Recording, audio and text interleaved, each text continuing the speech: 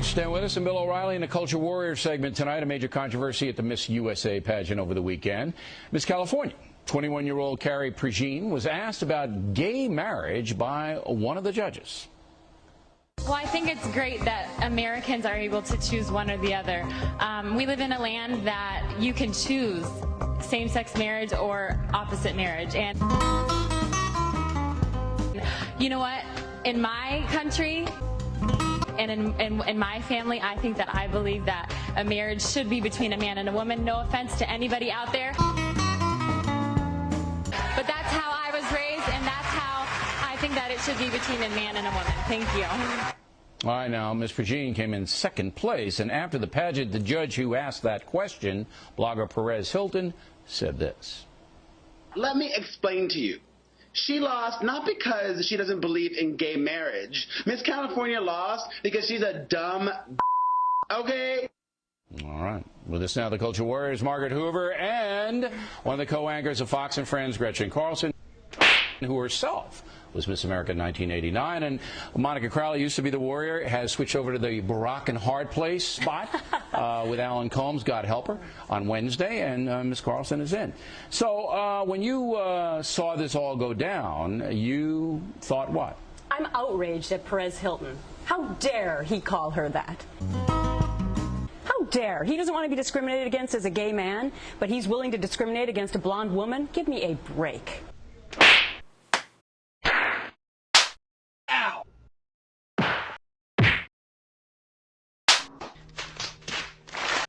Well, he doesn't think she's very smart. Yes, but this promulgates the whole theory that beautiful women are stupid. And this is a whole separate issue from what her thoughts were on gay marriage. You know what? Kudos to her. If I had been the judge, I would have given her double points. Double points for her answer because she stood by her personal conviction. She was in a no-win situation. Do you think it hurt her for saying what she said? Well, it obviously hurt her with that guy. Quite possibly, but that brings us to the whole PC society.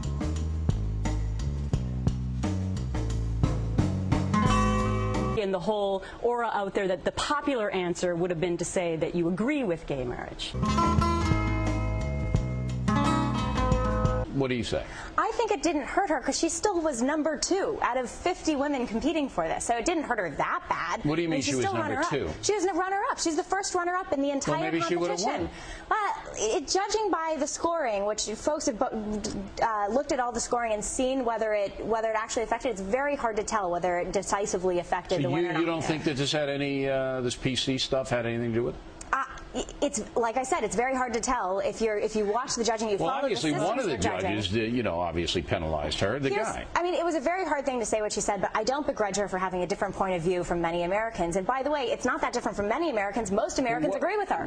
So it was a controversial in fact, thing people to say. in California agree with it. Prop 8 passed. Yeah. Right.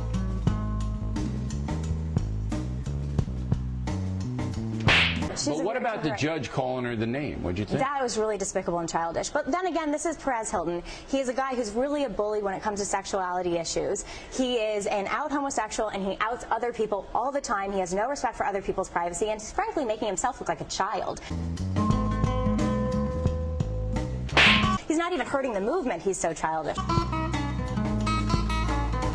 Well, let me just say this, Margaret. When you're that close to winning, you want to win. Okay?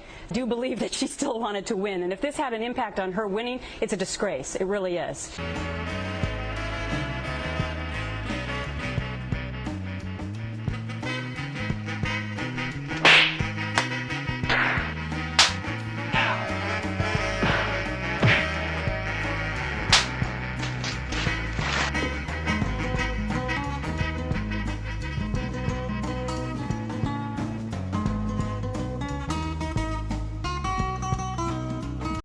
Now, I just want you, ladies and gentlemen, to consider if I said what David Axelrod is about to say on this program. The setup is Axelrod, the top advisor to President Obama, was asked about naming the presidential dog. Roll the tape. I only got called in for the final 3 on the dog. Really? Oh. I wasn't there at the beginning of the process. Seriously, were you consulted? I was not consulted. Really? I was not consulted. Really? Yeah. But who were the other 2? I mean, were there really 2 others? One was Miss California. Actually. Yeah.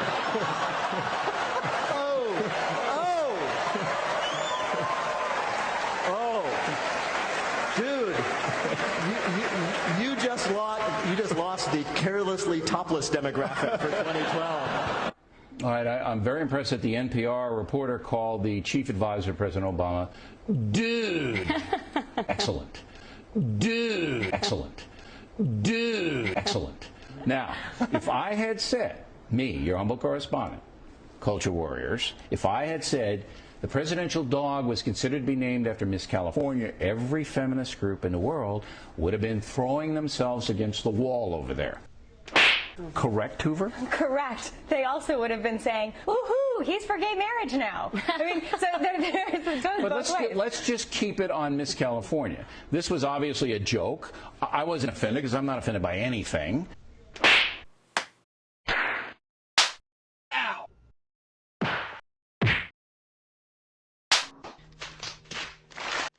All right, but I know if I had said it and compared Miss California to a dog, yeah, I mean, you would have had people setting themselves on fire out in front of the Fox News channel.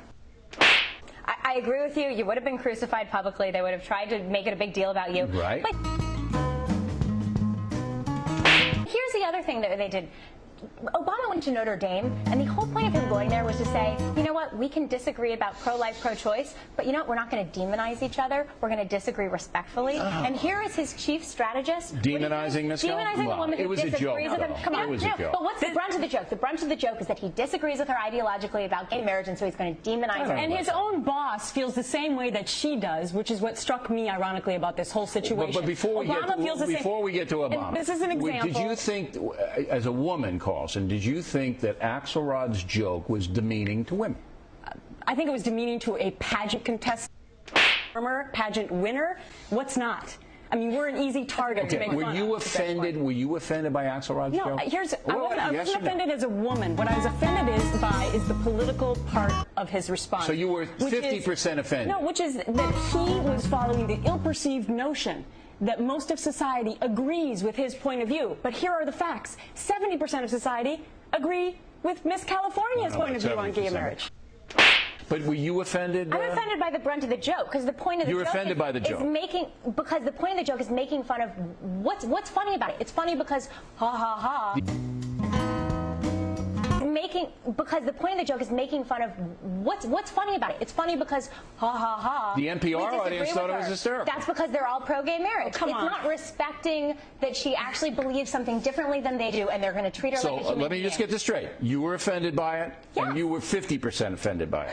Yes, but only because I've been in her position before. So I know what it feels like. For the record, I actually disagree with Miss California, but I buy into this Obama speak. That and you both agree that if I had said it, you'd be crucified. That's tomorrow, and that is it for us today. And we will leave you with a, I can't do it. We'll do it live. We'll do it live. Fuck it. Do it live. I'll write it and we'll do it live. Fucking thing sucks. In 5, 4, 3. That's tomorrow, and that is it for us today. I'm Bill O'Reilly. Thanks again for watching. We'll leave you with Sting and a cut off his new album. Take it away.